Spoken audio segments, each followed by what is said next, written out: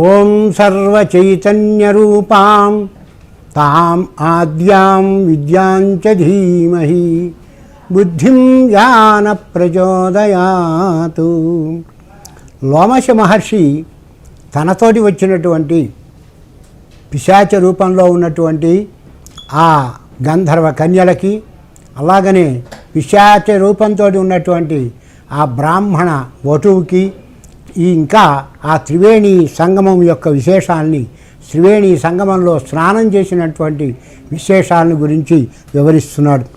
సర్వప్రాణులు కూడా వాళ్ళకి జ్ఞానం ఉండనియండి, జ్ఞానం లేకపోనియండి, ఈ ప్రయాగ తీర్థం లోపల ముక్తి పొందడం జరుగుతుంది. అందుకనే ఇక్కడ తప్పకుండా ప్రతి వాళ్ళు స్నానం చేయాలి. సృష్టి చేసేటటువంటి కోరికతోటి ప్రజాపతి అంటే బ్రహ్మదేవుడు అనేటటువంటి వాడు ఈ ప్రదేశం లోపల యజ్ఞం చేశాడు. యజ్ఞం చేసినందువల్లనే అతనికి సృజించేటటువంటి యొక్క శక్తి సామర్థ్యాలు కలిగినాయి.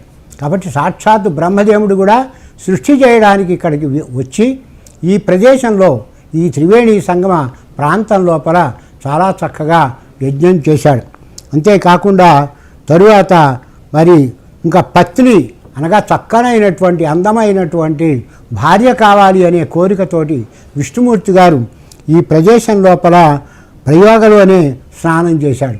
స్నానం చేయడం వల్లనే అక్కడ మరి సముద్ర మథనం, ఏదయ్యా క్షీర సముద్ర మథనం జరగడం, అందులోపల లక్ష్మి ఉద్భవించడం, ఆ లక్ష్మిని తాను చేపట్టడం జరిగింది. అంటే ఆ అదృష్టం కూడా ఈ ప్రయాగ క్షేత్రంలో అనగా ప్రయాగ తీర్థంలో స్నానం చేయడం వల్లనే విష్ణుమూర్తి గారికి లభించింది. అలాగనే ఇంకో సంగతి ఏమిటంటే, మరి ఇక్కడ 6 నెలల పాటు చాలా చక్కగా త్రివేణి సంగమంలో స్నానం చేస్తూ, ఇక్కడ జపం చేస్తూ, చాలా త్రిశూలధారి అయినటువంటి మహేశ్వరుడు మరి 3 బాణాలతోటి కూడా ఆ త్రిపురాసుర సంహారం చేయగలిగిన శక్తి సామర్థ్యాలు కలిగిన వాడయ్యాడు. త్రివేణి సంగమంలో చేసినందువలనే అతనికి ముఖ్యంగా కలిగింది ఏమిటంటే త్రిపురాసుర సంహారం. త్రిపురాసురులు అంటే త్రిపురములు, 3 పట్టణాలు కట్టుకొని ఆకాశానికి ఇటు భూమికి మధ్య లోపల వాళ్ళు సంచరించారట. అటువంటి వాళ్ళని సంహరించటానికి మహేశ్వరుని కోరుకున్నారు దేవతాగణమంతా. అప్పుడు అసలు నిజానికి త్రిపురములు అంటే అంతరార్థము కనుక చూస్తే మనలోనే త్రిపురములు ఉన్నాయి. వీటిని నశింపజేసుకోవాల్సినటువంటి అగత్యం మనకు కూడా ఉంది. ఎలాంటిదంటే ఈ స్థూలదేహం, కారణదేహం, అలాగనే స్థూలదేహం, సూక్ష్మదేహం, కారణదేహం, ఈ 3 దేహాలని మరి త్రిపురములు అని చెప్తారు. ఈ 3 దేహముల త్రిపురాలని కూడా మనం సంహరించుకోవడమే చాలా విశేషం. అదే త్రిపురాసుర సంహారంలో ఉన్నటువంటి విశిష్టమైన అంతరార్థం అని పెద్దలు అంటారు. కాబట్టి ఇక్కడ ఈ త్రిపురాసుర సంహారం చేయడం కోసమని 6 నెలల పాటు బ్రహ్మాండంగా ఇక్కడ తపస్సు చేసేట మహేశ్వరుడు. అందుకనే అతడు సంహరించగలిగినటువంటి యొక్క శక్తి కలిగిందట. 3 పురాల్ని నశింపజేసిన తరువాత అగ్నికి తృప్తి కలిగిందట. 3 పట్టణాలను ఎప్పుడైతే నశింపజేశాడో మహేశ్వరుడు, ఈ తరువాత 30 కోట్ల దేవతలందరూ సంతోషించారట. అంతేకాకుండా ఇక్కడ ఆ 3 పట్టణాలు కూడా మరి త్రిపురాసురు సంహారం అయిన తర్వాత అవి అగ్నికుండాల్లాగా అలాగా ప్రజ్వరిల్లుతూనే ఉంటాయట. అందుకనే అగ్నిదేవుడికి చాలా సంతృప్తి కలిగిందట. 30 కోట్ల దేవతలు కూడా సంతోషంగా ఆ త్రిపురాసుర సంహారం జరిగిన తర్వాత చాలా సంతోషించారట.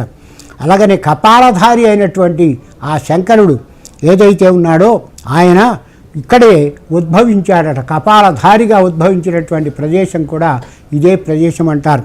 ఆయనకు దేవతలు సేవిస్తూ ఉంటారట. ఎంతోమంది వటువులు అంటే ఎవరైతే బ్రహ్మచారులు ఉంటారో వాళ్ళందరూ కూడా ఈ గంగా తీర్థం అనగా త్రివేణి సంగమంలో ఉన్నటువంటి జలం కోసమని ఇక్కడికి వస్తూ ఉంటారట.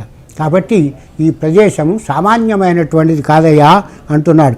అంతేకాకుండా మరి ప్రళయకాలం లోపల లోకాలన్నీ కూడా మంటలతోటి పూర్తిగా దగ్ధమైపోయినాయట. ఆ దగ్ధమైపోయినటువంటి తరువాత సందర్భంలో మృకండు అనేటటువంటి వాడి యొక్క కుమారుడు మార్కండేయుడు, మృకండుని కుమారుడు మార్కండేయుడు, అతడు చిరంజీవి అని చెప్తారు కదా. అతడు ఆ మార్కండేయుడు అనేటటువంటి వాడు ఆయన యొక్క ముఖపద్మం లోపల ప్రవేశించి, అనగా ఎవరి యొక్క ముఖపద్మం లోపల ప్రవేశించి స్థిరంగా ఉంటాడట. అందుకనే ఎవరైతే ఈ రకంగా ఉంటాడో ఆయనయే యోగ రూపంలో ఉన్నటువంటి జనార్దన స్వామి. జనార్దనుని యొక్క ముఖమండపంలో మార్కండేయుడు అనేటటువంటి చిరంజీవి స్థిరంగా ఉంటాడు. అందుకనే అతడు మా జనార్దనుడుగా ఉన్నాడు. అంటే శంభుని యొక్క భాగీరథి దుఃఖాలన్నింటినీ కూడా పూర్తిగా తొలగిస్తుంది. అలాగనే భుక్తిని ఇస్తుంది, ముక్తిని ఇస్తుంది ఈ గంగాదేవి. కాబట్టే సిద్ధి కోసం ఎవరైతే సిద్ధి పొందాలని అనుకుంటారో వాళ్ళందరూ కూడా ఈ ప్రదేశానికి వచ్చి చాలా చక్కగా సిద్ధులు కూడా సేవిస్తూ ఉంటారు. అయితే స్వర్గ మార్గం లోపల ఉత్తమమైనటువంటి ఐశ్వర్యాన్ని ప్రసాదించేటటువంటిది, స్వర్గ ప్రాప్తికి కూడా కారణమైనటువంటిది ఈ భాగీరథియే. అందుకని స్నానమాత్రంతో చూడండి, మిగతావన్నీ యజ్ఞాలో యాగాలో ఇతరత్ర అన్నీ చెప్పారు, కానీ ఒక్క స్నానం చేయడం మాత్రంతో వారి యొక్క పాపాలన్నింటినీ సర్వనాశనం చేసేసి సర్వ ప్రాణులకు స్వయంగా మోక్షాన్ని ప్రాప్తింపజేసేటటువంటిది యమునా నది. యమునా నది నల్లగా ఉంటుంది కదా, ఆ యమునా నది యొక్క విశేషం అది. అనిశంభూతిరాయాచ స్వర్గమార్గే అనుత్తమా స్వర్గహేతుశ్చయా దేవి సేయం భగీరథీ నది యదంభ స్నానమాత్రేణ వైకత్తన సలోకతాం లభంతే ప్రాణినః సర్వే నదీ సా యమునా స్వయం. యమునా నది ఆ రకంగా ఉంటుంది. అందుకేనేమో అన్ని ప్రాణుల యొక్క పాపాలన్నింటినీ, ఆ పాప పంకిలాన్ని తొలగించడం కారణం చేతనే అది నల్లగా ఉంటుంది యమునా నది. అటువంటి యొక్క యమునా నది అనేటటువంటిది నల్లగా ఉండేటటువంటిది. ఓ మునీశ్వర, ఈ రెండు నదుల యొక్క సంగమం అంటే మనకు కనిపించేటటువంటి నదులు రెండే కదా, సరస్వతి అంతర్వాహినిగా ఉన్నప్పటికీ మనకు కనిపించేది గంగా, యమున. కాబట్టి ఈ రెండు నదుల యొక్క సంగమం అనేటటువంటిది చాలా సుఖాన్ని కలిగించేటటువంటిది. ఇందులో స్నానం చేసేటటువంటి వాళ్ళు తప్పకుండా జ్ఞానులవుతారు. నరకానికి ఎట్టి పరిస్థితుల్లోనూ కూడా పోవలసినటువంటి అగత్యం ఉండదు. అలాగే జ్ఞానం లేకపోయినా సరే ప్రయాగలో స్నానం చేస్తే సర్వప్రాణులకి కూడా మోక్షం అనేది లభిస్తుంది. ఇంకా ఇందులో ఉన్నటువంటి విశేషం అటువంటిది. ఎందుకయ్యా అంటే అనయో పుణ్యనద్యోశ్చ సంగమ సుఖదో మునే అత్ర స్నాతా నపచ్యంతే నరకే జ్ఞానభావితా వినా జ్ఞానం ప్రయాగేస్మిన్ ముచ్యంతే సర్వజంతవః.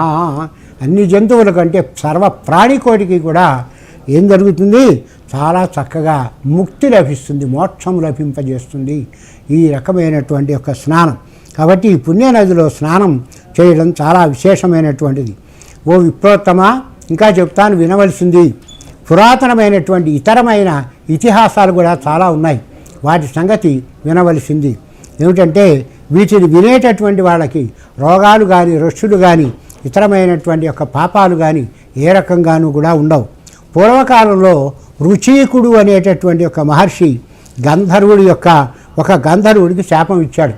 రుచీకుడు అనేటటువంటి మహర్షి తరువాత ఒక గంధర్వుడికి శాపం ఇచ్చాడు.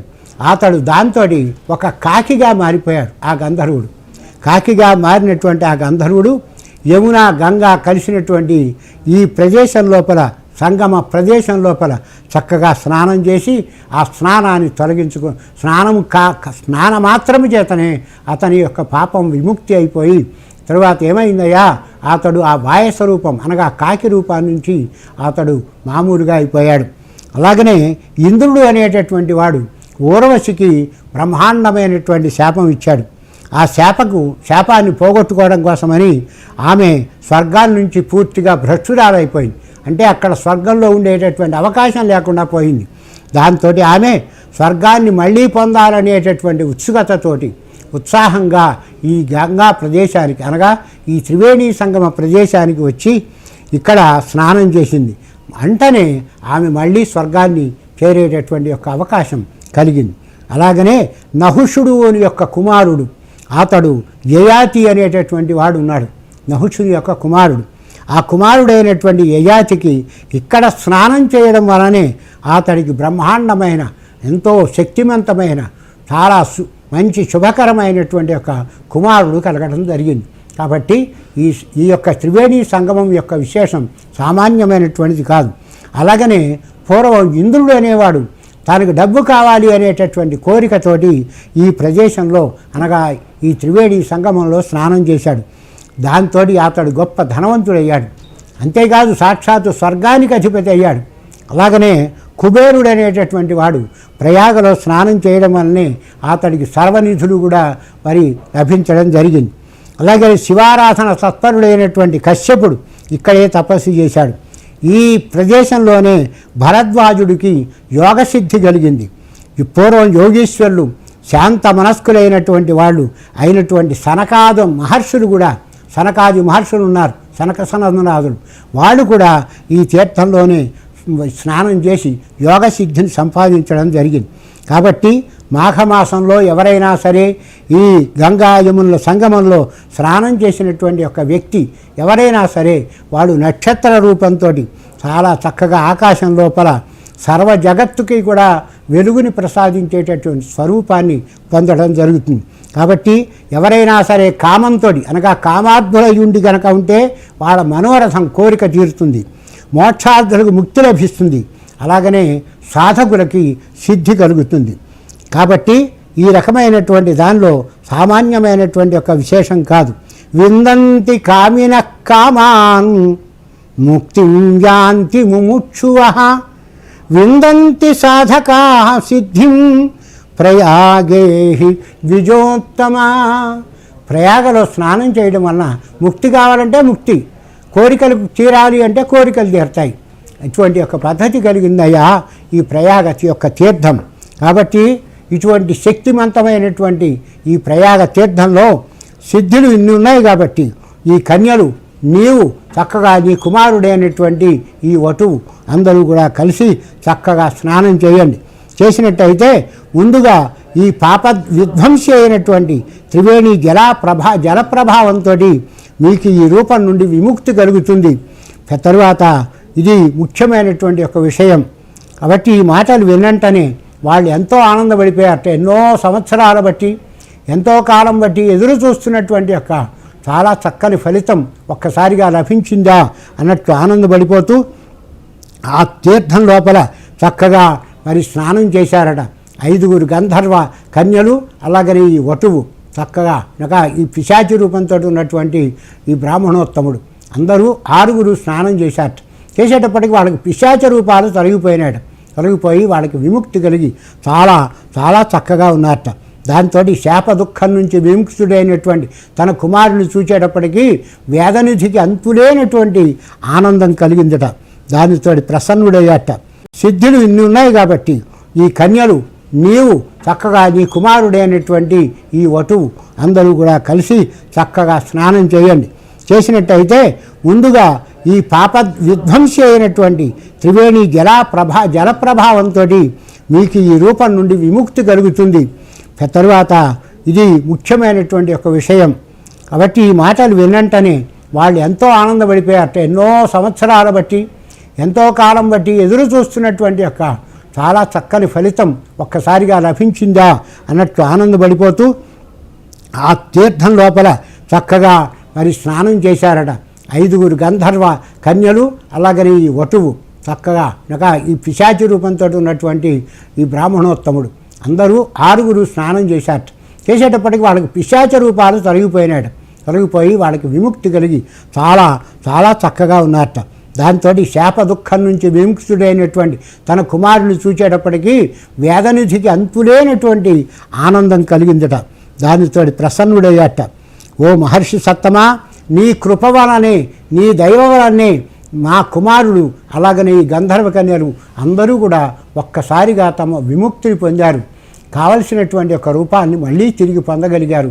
ఇది నాయనా నీ యొక్క దయ వల్లనే జరిగింది. మేమెంతో రుణపడి ఉన్నాం నీ యొక్క విశేషానికి. కాబట్టి మాకు ఇప్పుడు ఏం చేయాలో కర్తవ్యం ఆలోచించి మీరు చెప్పండి. మీరు ఏం చేయమంటే అది చేస్తాం. ఎందుకంటే మీ ఆజ్ఞ ప్రకారమే ఇక్కడికి వచ్చాం. మా కుమారుడు తరువాత ఈ గంధర్వ కన్యలు అందరూ కూడా విముక్తి పొందడం జరిగింది. అందుకని మీరే మార్గదర్శి మహర్షి అన్నట్టు మీరే మార్గదర్శకులు. కాబట్టి మీరు ఎలా చెప్పతే ఆ రకంగా మేము చేస్తాం అన్నారట. అనేటప్పటికీ వాళ్ళు చాలా ఆనందపడిపోయి అప్పుడు లోమశ మహర్షి ఈ రకంగా చెప్పడం మొదలెట్టాడు. నీ కుమారుడు వేదాంగవేత్త, వేదాలను చక్కగా అభ్యసించాడు, అలాగే ఇతరమైనటువంటి అన్ని నియమాల్ని చక్కగా పూర్తిగా ఉంచుకున్నాడు. కాబట్టి ఇంకా అతడికి ఉన్నటువంటిది ఏమిటి, మరి నిజంగా ఈ గంధర్వ కన్యలు ఒకనాడు ప్రేమించినటువంటి వాళ్ళని తిరస్కరించాడు, ఇన్ని రకాలుగా ఇబ్బందులు పడ్డాడు. ఇప్పటికైనా సరే అతడు మొత్తం మీద ఈ గంధర్వ కన్యలు ఎవరైతే తనను ప్రేమిస్తున్నారో, ఎవరైతే అనురాగంతో మరి ఎన్నో రకాలైనటువంటి పనులు చేశారో వాళ్ళు 5 కన్యల్ని కూడా చక్కగా అతడు వివాహం చేసుకున్నట్టయితే చాలా బాగుంటుంది అని చెప్పాడట. దాంతో అంటే 5 గంధర్వ కన్యల్ని ఈ వటు అయినటువంటి వాడు అనగా ఈ పిశాచిగా ఉన్నటువంటి వాడు మారిపోయాడు కాబట్టి అతడు చేసుకోవాల్సింది అని లోమశ మహర్షి చెప్పాట. ఆ మాటలు విన్నటువంటి ఆ తండ్రి ఆ వేదనిధి చాలా సంతోషించాట. ధార్మికుడైనటువంటి ఆ బ్రహ్మచారి కూడా ఎంతో ఆనందపడ్డాడట.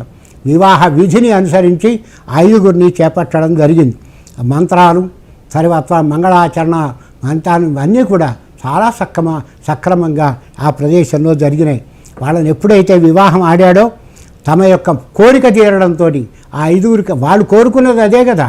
ఈ 5 గంధర్వ కన్యలు ఆ వటువునే ప్రేమించి ఎన్నో రకాలుగా ఇబ్బందులు పడ్డారు. పట్టమేమిటి పిశాచాలుగా మారిపోయారు. మళ్ళీ దాని నుంచి విముక్తి అయ్యి అదే వ్యక్తి తామును వివాహం చేసుకున్నాడు కాబట్టి ఎంతో ఆనందపడిపోయారట.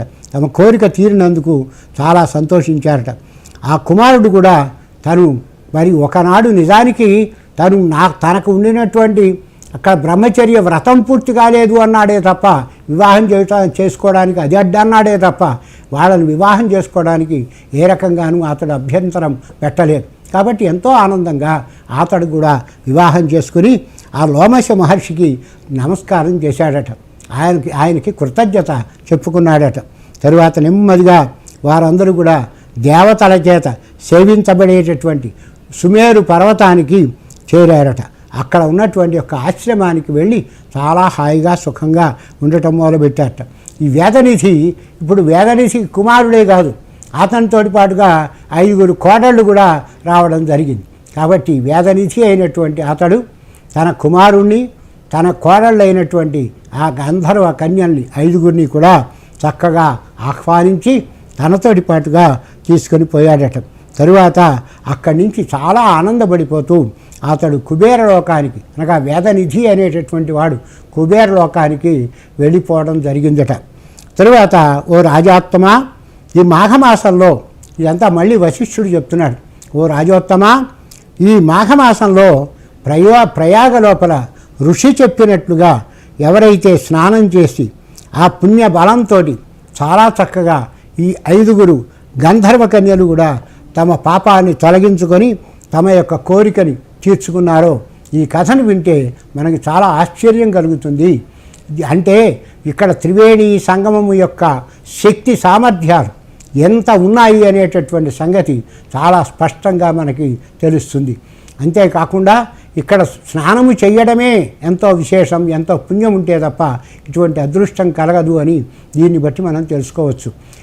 ఎందుకయ్యా అంటే అక్కడికి చేరదామనుకున్నప్పటికీ కుదరకుండా పోవచ్చు. కానీ ఇక్కడ దీనివల్ల ప్రయత్నపూర్వకంగానే సరే ఆ ప్రదేశానికి వచ్చి చాలా చక్కగా అక్కడ స్నానం చేశారు వాళ్ళు, ఆ గంధర్వ కన్యలు వాళ్ళందరూ కూడా.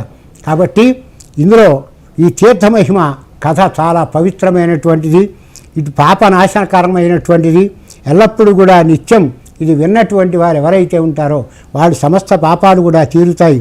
అటువంటి వారికి ఎవరైతే ఈ కథను చెప్తారో అటువంటి చెప్పినటువంటి యొక్క బ్రాహ్మణోత్తముని చక్కగా